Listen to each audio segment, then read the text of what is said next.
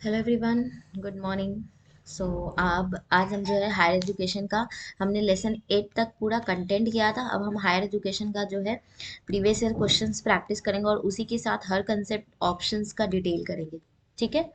और साथ में जो हमारे और एक्स्ट्रा टॉपिक्स हैं वो भी हम कंटिन्यू करेंगे, वो भी हम इसमें करते जाएंगे नेक्स्ट सेशन के अकॉर्डिंगली। तो आज हम पेपर वन का जो है, जो 2023 में आपके जो क्वेश्चंस आए हैं, टोटल 100 क्वेश्चंस करेंगे और उस 100 क्वेश्चंस में जितने भी नए टॉपिक होंगे उनका डिटेल कंसेप्ट करेंगे, ताकि अगर आगे चल के उससे और कुछ आए तो हम वो कर सकते हो। ठीक है। तो जल्दी से सभी को सेशन को लाइक करो और शेयर करो अपने दोस्तों को। और अगर टेलीग्राम पे नहीं जुड़े हो तो टेलीग्राम पे भी जुड़ जाओ, ताकि हर क्लास का अपडेट आपको मिलता रहे। और हम जान रहे हैं कि हम अभी यूजीसी नेट का 2023 का पीवाईक्यू डिस्कशन हमने स्टार्ट किया। जिन लोगों ने नहीं देखा है वो देख लो। 2023 के क्वेश्चंस बहुत इंपॉर्टेंट हैं आपके लिए। 23 से लेकर के 21 तक के क्वेश्चंस। क्यों? इसके पहले के भी इंपॉर्टेंट है, बट ये इतना क्यों इंपॉर्टेंट है? क्योंकि ये आपको टॉपिक्स के आइडिया देंगे कि अब एनटीए किन नए टॉपिक्स को टच कर रहा है। उसके बाद वाले तो हमें प्रैक्टिस के लिए हेल्प होंगे। तो ये टॉपिक्स को आइडिया देगा हमारा। तो जो लोग अभी तक नहीं देखो, मैंने यूट्यूब पे कराया है, आप देख सकते हो। और यस, हमारा अभी दिवाली का ऑफर जो है वो भी चल रहा है। तो जो लोग भी इनरोल करना चाहते हो वो इनरोल हो सकते हो। फ्री क्लासेस में हमारी सारी कुछ अवेलेबल है, बट अलग से जिनको एक्सपेक्टेड करना हो या previous year question year wise है या यूनिट वाइज करना है, तो वो इनमें से किसी भी कोर्स में इनरोल हो सकते हैं। हर कोर्स में आप, जब आप बाई नाउ पे क्लिक करोगे और प्रोसीड करोगे, तो अपने आप जो भी प्राइस है इसमें भी डिस्काउंट हो जाएगा। यहाँ भी जो प्राइस है, ये जो प्राइस है इसमें भी डिस्काउंट हो जाएगा। तो हर प्राइस में आपको ऑफर मिलने वाला है। तो यू कैन इनरोल। और जो लोग अभी तक ऐप को डाउनलोड नहीं किए हो, ऐप को डाउनलोड कर लो। और ऐप को डाउनलोड करते समय रेटिंग करना बिल्कुल भी मत भूलो। तो शुरू करते हैं जल्दी से। एक थम्स अप का साइन दो, फिर हम लोग स्टार्ट करते हैं।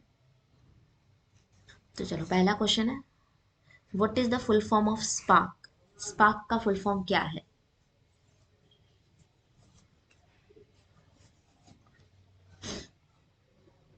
Very good. क्या है?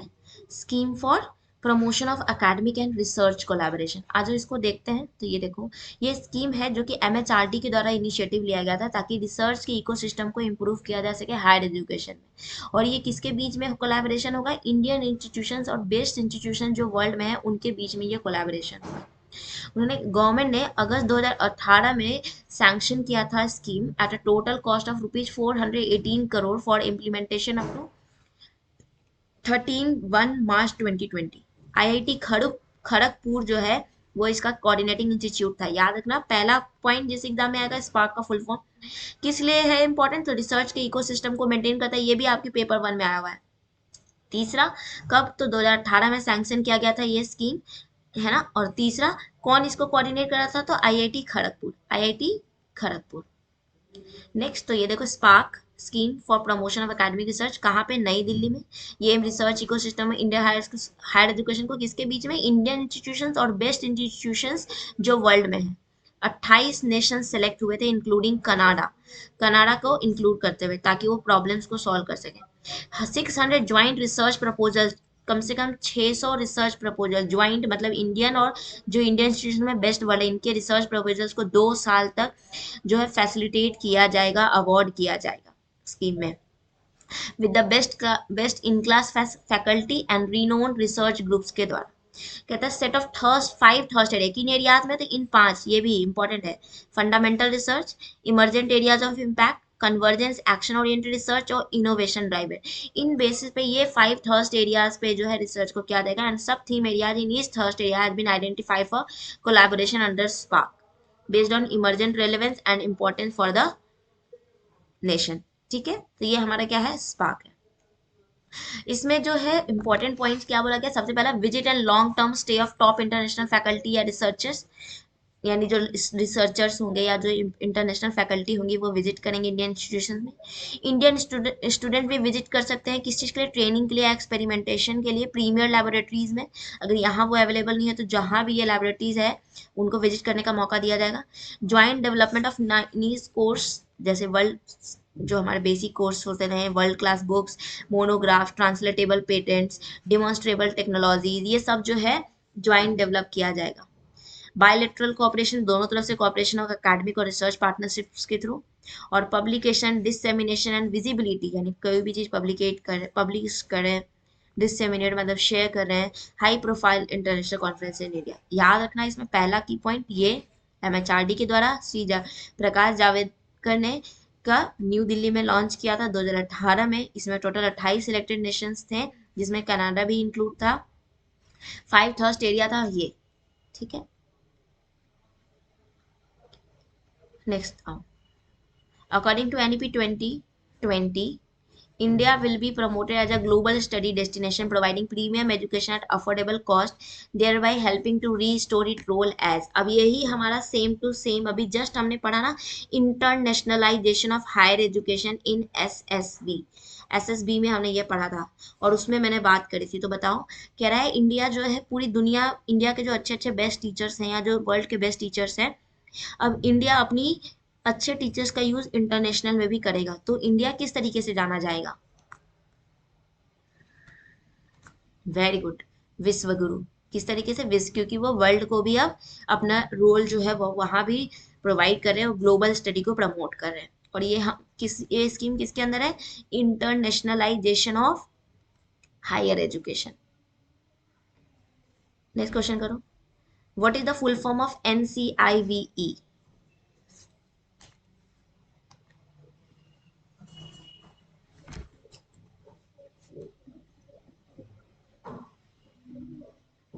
Yes, very good.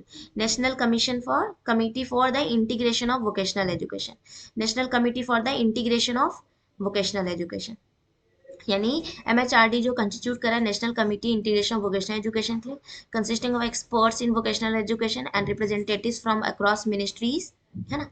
अब एनसीआईवी याद रखना, ये वोकेशनल एजुकेशन के लिए है। इंडिविजुअल इंस्टीट्यूशन जो अडॉप्टर्स है या जो इनोवेट करें नए मॉडल्स या प्रैक्टिसेस को, वो एनसीआईवी के द्वारा सेटअप किए जाएंगे ताकि वो वोकेशनल एजुकेशन को एक्सटेंड कर सके, उसकी रीच तक पहुंच सके।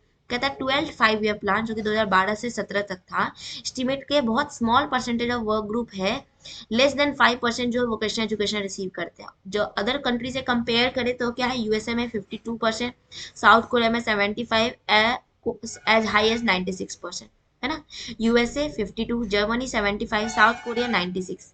तो ये सबसे हाईएस्ट था। अब यहाँ से क्वेश्चन क्या बन सकता है? पहला तो हमारा ये एनसीआईवी किसने? एमएचआरडी ने। दूसरा हमारा ये परसेंटेज पूछा जा सकता है ना। और इंडिया का 5% से भी कम in the age group of 19 to 24 है ना, 19 से 24 के बीच में। This led to complete lack of vertical mobility, और इसकी वजह से वर्टिकल मोबिलिटी नहीं होती, यानी हम इस पोजीशन से ऊपर नहीं बढ़ पा रहे थे। और ये कहाँ पे स्टैब्लिश है? एनएसक्यूएफ, फुल फॉर्म पूछ सकता है, नेशनल स्किल क्वालिफिकेशन 2013। इसमें ये चीज अनाउंस हुआ था कि ये वर्टिकल मोबिलिटी लैक कर रहा है due to lack of vocational education. Planning नहीं है, पुअर डिलीवरी है वोकेशनल एजुकेशन का, इन सब की वजह से। तो ये याद रखना, 3 की पॉइंट्स, एमएचआरडी ने, एनसीआईवीई, फिर हमारा ये यूएसए जहाँ 52%, Germany, USA 52%, Germany 75, south Korea 96, और एनएसक्यूएफ ने ये डिस्कस करा था। बाई 2020 कहा कम से कम 2020 तक कम से कम 50% of learner through the school और हायर एजुकेशन को वोकेशनल एजुकेशन का एक्सपोजर मिल जाना चाहिए, एनईपी 2020 में कहा। ये alignment with the sustainable development goal 4.4 and will help to realize the full potential of India's democratic dividend। कहता है the ministry of education constitute करेगा नेशनल कमिटी, है ना, for the integration of vocational education along with industry participation to oversee this effect। This framework will provide the basis for recognition of prior learning. ये framework क्या provide करेगा? Basis, ताकि prior learning को recognise किया जा सके, ठीक है। तो ये हमारा क्या है, ये चीज याद रखना, 2020 तक 50% तक कोशिश करना है ताकि हम एक्सपोजर दे सके स्कूल और हायर एजुकेशन के थ्रू। और कौन सी गोल में ये चीज को कहा गया? सस्टेनेबल डेवलपमेंट गोल 4.4 में, है ना, 4.4 में, ठीक। तो ये हमारा national committee for the integration of vocational education. Next करो, government of India created department of science and technology in the year. यही डीएसटी अभी हमारी सीएसआईआर का जो स्कॉलरशिप बढ़ाई है ना, यही डीएसटी हमारा सीएसआईआर का स्कॉलरशिप बढ़ाई है। तो क्या कौन से ईयर में? मतलब ये साइंस रिलेटेड फील्ड्स जो हैं, जैसे सीएसआईआर के लिए कोई डिसीजन लेना हो या साइंस रिलेटेड रिसर्च से रिलेटेड कोई डिसीजन लेना हो, तो ये सब कुछ वो करती है साइंस एंड टेक्नोलॉजी से रिलेटेड। Very good. 1970 ये स्टैब्लिश हुआ था मई 1971 में। किस promotion new areas of science and technology and to play the role of nodal department for organising coordinating and promoting SNT activities in the country. Country में, ठीक है, SNT activities in the country यानी India में। Organising coordinating promoting, OCP याद रखना। DST का काम क्या है? ओसीपी करना, ऑर्गेनाइज करना, कोऑर्डिनेट करना और प्रमोट करना किस चीज को? साइंस एंड टेक्नोलॉजी को। नेक्स्ट करो। The ancient system of education in India included education of which of the following ancient texts?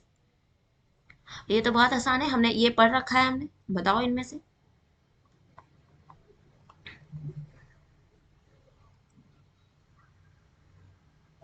Very good. कौन सी हमारी? ए बी सी और डी, सारे सारे हैं। वेदास, ब्राह्मण, उपनिषद, धर्म सूत्रास, सबके सब हैं हमारे, है ना।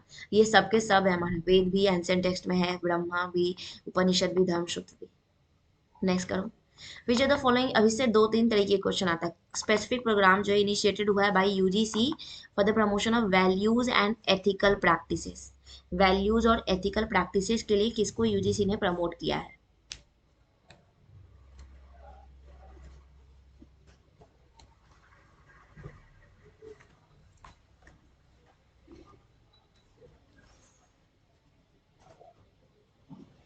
Yes, very good. किसको? तो आज हम पहले इसका एक एक सब देखते हैं, ठीक है।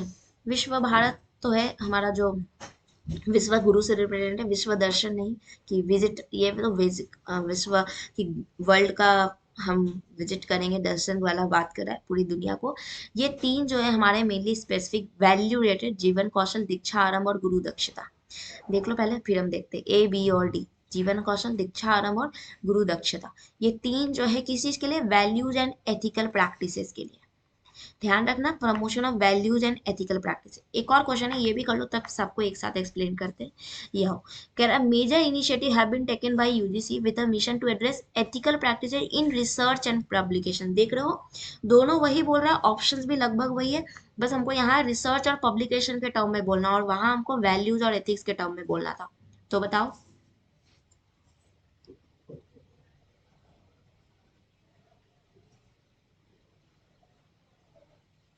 Very good.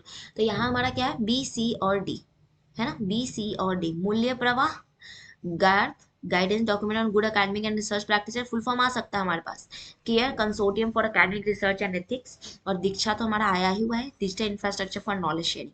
पढ़ते हैं अब हम सबको, ठीक है। तो सबसे पहले आ जाओ, हम जीवन कौशल से शुरू करते हैं यहाँ से। सबसे पहले गुरु दक्षता।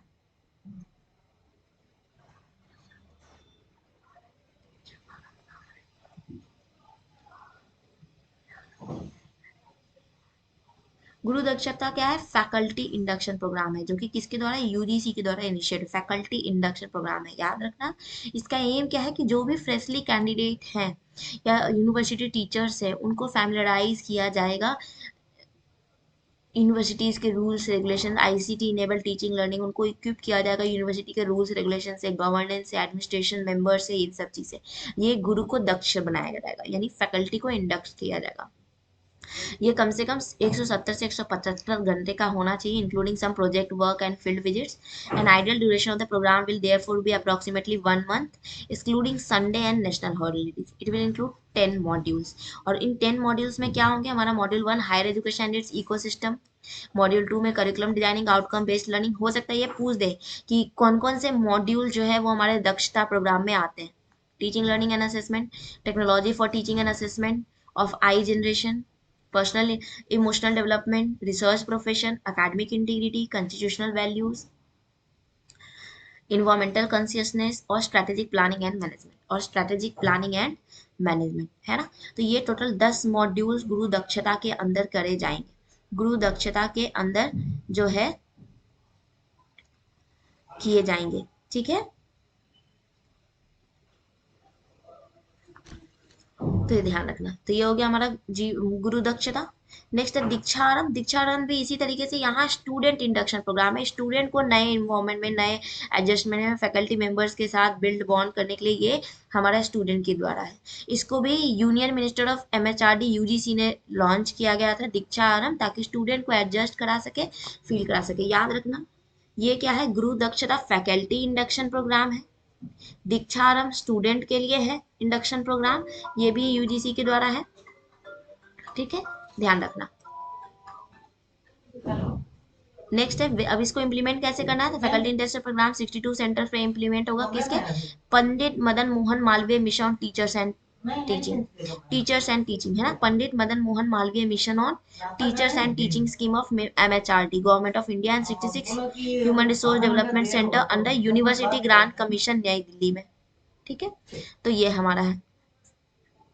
नेक्स्ट आते हैं, यूजीसी ने अब नई कौशल जीवन कौशल को लॉन्च किया 2022 में, ताकि वो ब्रीज कर सके अकेडमी और नीड ऑफ इंडस्ट्री के बीच में। इन्होंने ट्रांसलेट किया इस जीवन कौशल को लाइफ स्किल्स, यानी वो लाइफ स्किल्स सिखाने के लिए।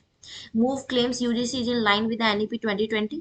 ऑब्जेक्टिव क्या था, ताकि हम फुली सेल्फ अवेयर हो सके, हमारे डर या जो इनसिक्योरिटीज हैं हम उनको इनसाइड एंड आउटसाइड इन जो ग्रो कर सके, मतलब ओवरकम कर सके।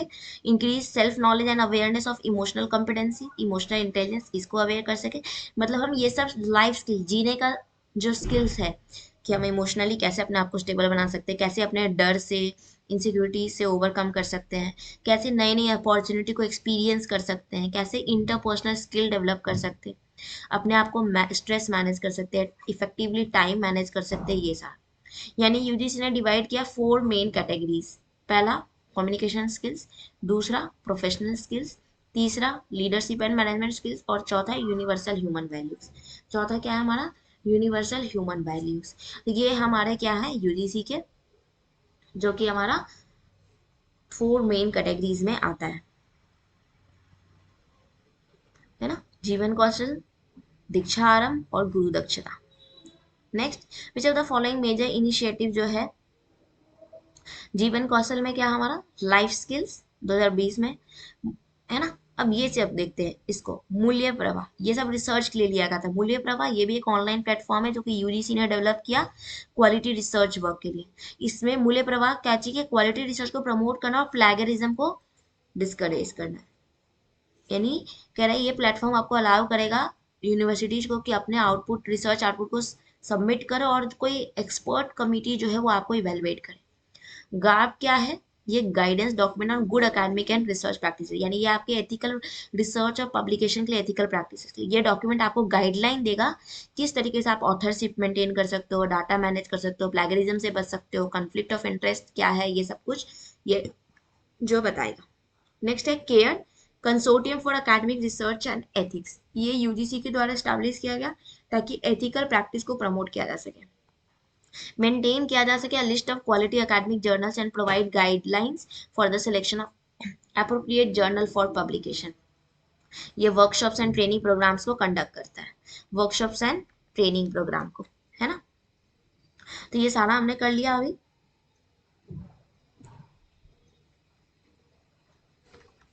राइट। अब दीक्षा क्या है, दीक्षा हमारा प्लेटफॉर्म है जो टीचर, स्टूडेंट, पेरेंट्स सबको इंगेज करता है ताकि हम क्या कर सके, इंफ्रास्ट्रक्चर प्रोवाइड करता है, नॉलेज को शेयर कर सके, नॉलेज को शेयर कर सके, है ना, डिजिटल इंफ्रास्ट्रक्चर। ये नेशनल टीचर प्लेटफॉर्म है, याद रखना, ये क्या है, नेशनल टीचर प्लेटफॉर्म है, नेशनल टीचर प्लेटफॉर्म है जो कि करेंटली टीचर और स्टूडेंट दोनों यूज करते हैं across the nation through distance mode. जीवन कौशल लाइफ स्किल्स, मूल्य प्रवाह में आपको वैल्यू दिया जाए कैसे रिसर्च प्रैक्टिसेस करनी है, इसमें गाइडलाइन दी जाएगी। ये केयर है consortium for academic research and ethics है, ठीक है। नेक्स्ट आ जाओ,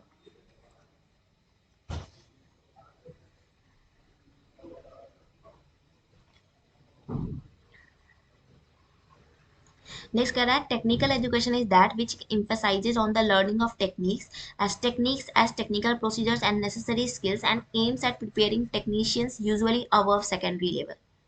statement 2, there is no distinction between vocational education, industrial education and technical education. तो ये तो गलत लाइन है कि तीनों में बिल्कुल तीनों अलग है, वोकेशनल अलग है, टेक्निकल अलग है, इंडस्ट्रियल अलग है, तो ये तो गलत हो गया और ये सही है। स्टेटमेंट 1 ट्रू, क्योंकि कह रहा है टेक्निकल एजुकेशन टेक्निक्स पे बताएगा, प्रोसीजर्स, नेसेसरी स्किल्स, टेक्नीशियंस, ये सब पे। वोकेशंस हमारे वोकेशनल्स के लिए। नेक्स्ट करो, ये क्वेश्चन नंबर 9 है, which of the following are the state universities of India। अब ये क्या है भाई, ये अब ये ऐसे क्वेश्चन है, अगर ध्यान में है रीड करो, रूरल 441 के आसपास हमारी स्टेट यूनिवर्सिटीज है, याद है तो अच्छी बात है, नहीं है तो कोई बात नहीं, कोशिश करेंगे। जो कम है, जैसे सेंट्रल यूनिवर्सिटी हर स्टेट में एक या दो ही है, तो वो हम याद रख सकते हो, उससे एलिमिनेट करेंगे।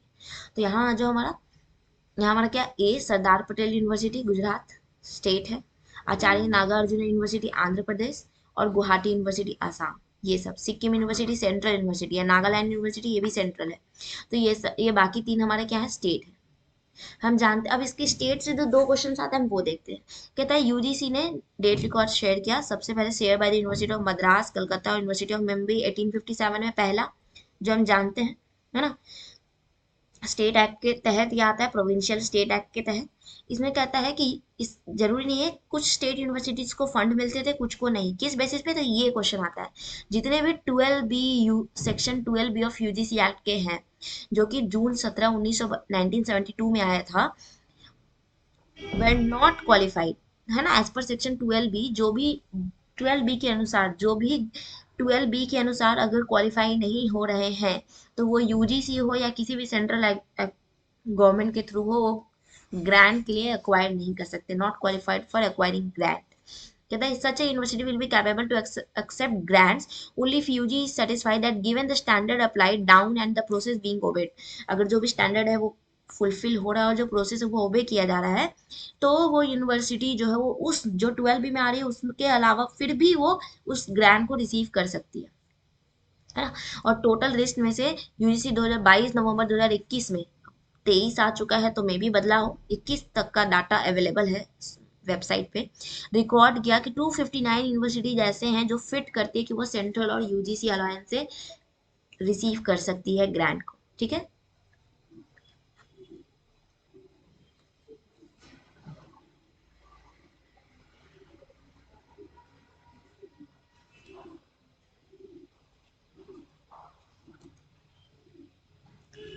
तो हमसे पूछता है कि कौन से सेक्शन के तहत जो है ग्रांट का रिसीव करते, कौन बिलीव करेगी, तो वो ये क्वेश्चन आता है। नेक्स्ट करो, which of the following are induced among the institutes of agricultural research.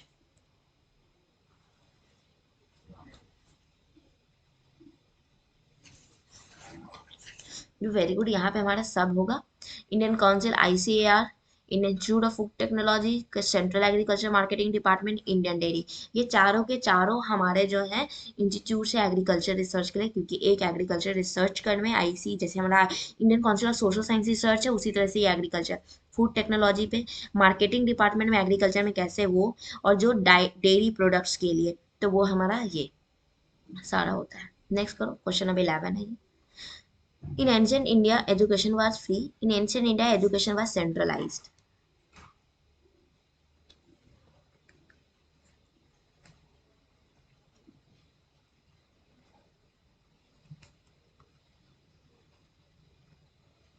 बिल्कुल नहीं।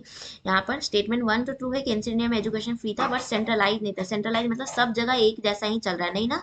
जैसे गुरुकुल में अलग चलता था, बुद्धिज्म की तरफ अलग चलता था, दूसरे वेदास में अलग तरीके से चलता था, तो सेंट्रलाइज नहीं था, डिसेंट्रलाइज है, जिसके जैसा बिलीफ था वो वैसा चल रहा था। तो इसलिए यहाँ पे 1 ट्रू है, 2 फॉल्स है। नेक्स्ट करो।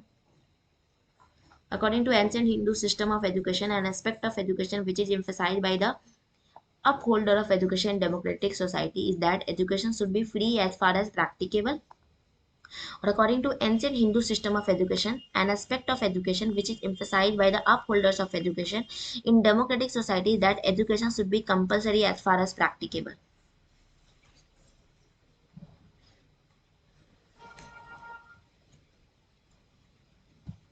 तो वेरी गुड, यहाँ दोनों स्टेटमेंट सही है।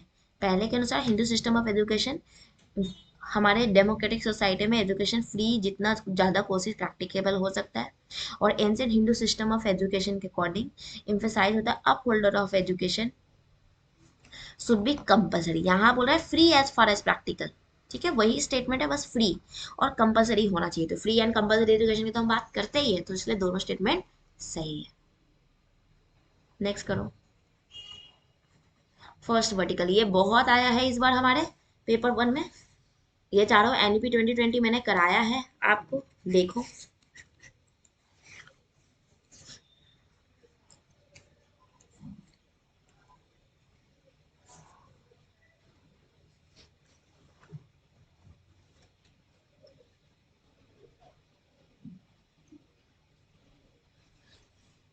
Very good. तो यहाँ हमारा क्या, देखो फर्स्ट हमारा क्या है, फर्स्ट वर्टिकल पूछा है NHERC, है ना, NHERC।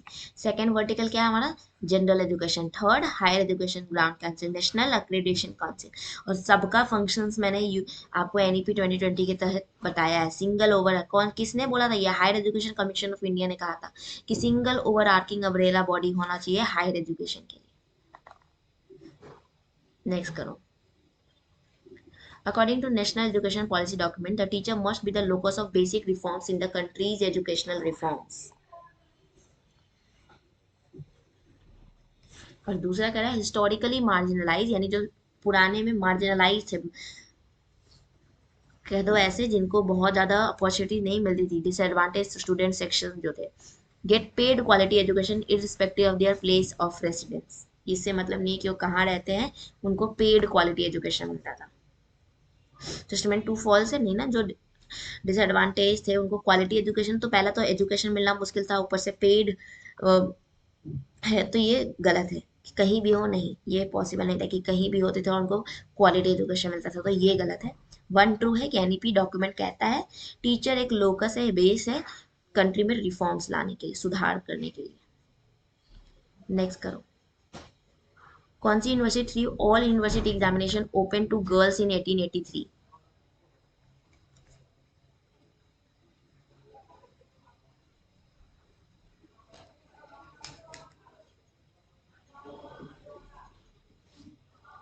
Very good. कौन सी है हमारी, बॉम्बे यूनिवर्सिटी।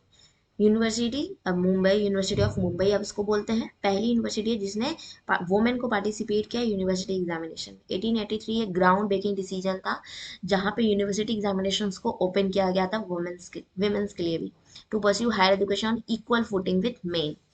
ये decision represented a significant step forward in the progress of womens education in India. ये paved the way for women to gain access to higher education and the professions which had previously been predominantly male domains.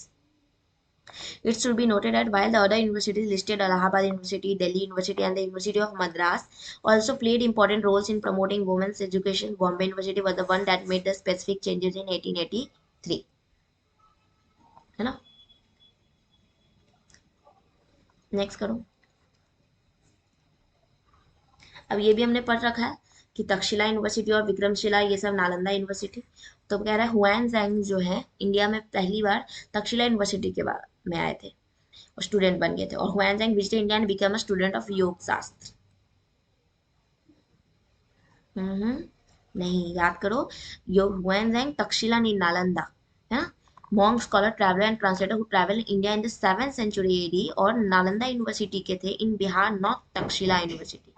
Takshashila तो अभी कहाँ है, पाकिस्तान में है in ancient time, but it had declined and was no longer functioning as an educational institution by the time Huan Zhang visited India. These included Yoga Shastra, the science of yoga, which was an important part of his studies due to his interest in Buddhism. है ना, Buddhism में, ठीक है। तो ये क्या है, Hwan Jain जो कि हमारा क्या, Buddhist monk scholar traveller and translator है। तो इसलिए वन फॉल्स है हमारा, यहाँ तक्षशिला नहीं नालंदा होना चाहिए था, टू ट्रू है। नेक्स्ट करो। As per NEP 2020 gross enrolment, ये तो बहुत आसान है, 50% तक कब कितना हो जाना चाहिए था, 2030 तक, है ना, 2030 तक। नेक्स्ट करो। University of Calcutta, Bombay and Madras were set up on the model of, ये भी मैंने पढ़ाया है। बताओ ये तीनों यूनिवर्सिटी किसकी मॉडल पे सेटअप होगी। इसके पहले भी हायर एजुकेशन के जो क्वेश्चंस कराए हैं, और सभी को सेशन को लाइक करो और शेयर करो। और ये इसके पहले भी मैंने 40 50 100 क्वेश्चंस के लगभग कराए हैं, वो सब देख के जाओ, आपका most of the syllabus higher education का कवर अप हो जाएगा। बिल्कुल, किसकी, university of London, university of London पे। ये क्वेश्चन नंबर 18 है हमारा। नेक्स्ट करो। NITI Aayog is neither constitution body nor a statutory body, a policy think tank government of India. वो आंसर ही आ गया, सॉरी। हाँ बिल्कुल, दोनों स्टेटमेंट सही है। ये भी पिछले के क्वेश्चंस करोगे तो पूरा नीति आयोग कब आया था, कैसे आया था, मैंने कराया हुआ है। तो यहाँ दोनों स्टेटमेंट हमारा ट्रू है। थिंक टैंक क्योंकि ये हमें बताती है गवर्नमेंट ऑफ इंडिया को क्या सोचना है, कैसे वो सब डिसीजन लेती है, समझ के बताती है। करना हमें, करना क्या है वो गवर्नमेंट डिसाइड करती है, जस्ट एक क्या है, डिसीजन देती है। नेक्स्ट करो। UGC care list 1 includes journals found qualified through care protocols. UGC care list 2 include journal indexed in globally recognized database.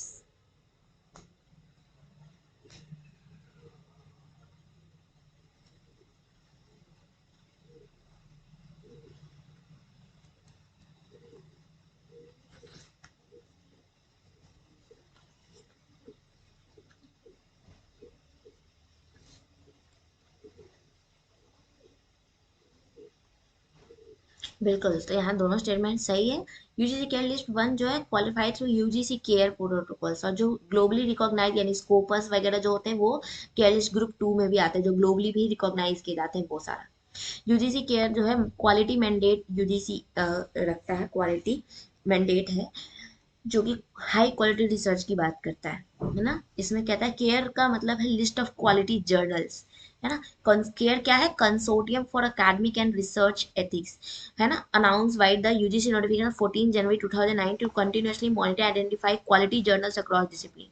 Care का काम ही है कि क्वालिटी ऑफ रिसर्च को इम्प्रूव करना, प्रमोट करना एकेडमिक एंड रिसर्च इंटीग्रिटी, साथ ही साथ उनके पब्लिकेशन एथिक्स को, ठीक है। नेक्स्ट करो। which are following are the logical step for instruction design under MOOC में हमको इंस्ट्रक्शन डिजाइन करना, तो लॉजिकल स्टेप क्या होगा। सब नहीं है इसमें से, कौन से हैं वो पूछा है MOOC के लिए। वेरी गुड, बिल्कुल। बीसीडी नीड को एनालिसिस करेंगे, कंटेंट को करेंगे और लर्नर को। ये तीन मेरे होने चाहिए, किसके लिए बना रहे हैं, क्या नीड है, कंटेंट क्या होना चाहिए और लर्नर क्या होना चाहिए। नेक्स्ट, तक्षशिला एक इंपॉर्टेंट आर्कियोलॉजिकल साइट है, यूनेस्को का world heritage site in the year. पढ़ाया हुआ है, बताओ। Yes, good. 1980, कब, 1980 में। नेक्स्ट करो। Who among the following, 23rd number question है। Imperial library which he wanted to see as a future of Bodleian library और a British museum of the east. अच्छा चलो, इसको मैं बताने वाली थी, बाद में इसको छोड़ते हैं अभी। नेक्स्ट करो। इग्नू का करो। IGNOU host secretariats of the SAARC consortium on open and distance साको डील, ठीक है, and the global mega universities network. Global mega university network full form है, याद रखना। इनिशियली सपोर्टेड बाय, शुरू हो गया, चलिए बस 2 मिनट, ठीक है। तो ये क्या है हमारा, यूनेस्को यानी IGNOU hold the secretary of SAARC consortium on open and distance learning, SACODiL, open and distance learning, global network का ये इनिशिएटिव सबसे पहले यूनेस्को ने सपोर्ट किया था। याद रखना, ये चारों फुल फॉर्म इंपॉर्टेंट है आपके लिए, ठीक है। ये चारों फुल फॉर्म है आपके लिए इंपॉर्टेंट। नेक्स्ट करो, व्हाट इज द फुल। चलो अब यहाँ से हम लोग नेक्स्ट क्लास में करते हैं, मेरा क्लास स्टार्ट होने वाला है। अभी फिर से हम लोग को 15 दिन का ट्रेनिंग दे दिया गया, तो इसीलिए क्लास का टाइमिंग फिक्स नहीं रखा है मैंने। तो यहाँ से नेक्स्ट क्वेश्चन में करेंगे, जितना किया है उन टॉपिक्स को आप अपनी कॉपी में भी मेंशन करो और सारा कुछ करो, ठीक है। और सभी को सेशन को लाइक करो और शेयर करो, और जो लोग भी अभी तक ऐप में या टेलीग्राम पे नहीं जुड़े जुड़ो, और सभी को सेशन को शेयर, तो पेपर बने ये सब शेयर कर सकते हो। चलो फिर मिलते हैं नेक्स्ट सेशन में guys, take care, have a nice day. And yes, हमारी, अगर आप इनमें से कोई सी भी कोर्स में इनरोल होना चाहते हो तो आप इनरोल हो सकते हो, ठीक है। तो चलो, take care everyone, have a nice day.